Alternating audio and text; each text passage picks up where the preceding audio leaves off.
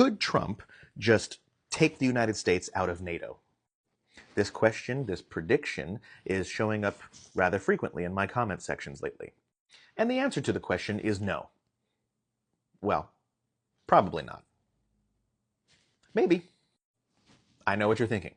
You're thinking, well, that wasn't very helpful. That wasn't very reassuring. I know. I'm sorry. Let me explain. The good news is it leans more heavily towards the no, probably not spectrum of that answer than the maybe, right?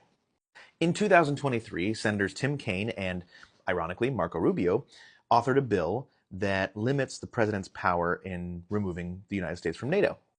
The bill says that the president cannot do that without 2/3 vote in support of that decision from the Senate or a separate act of Congress altogether that would require passing the Senate and the House.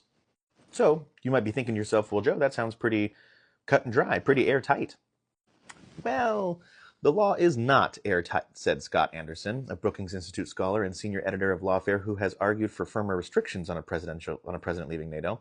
What it does do, he said, is set up a direct constitutional conflict with Congress if a president does try to withdraw.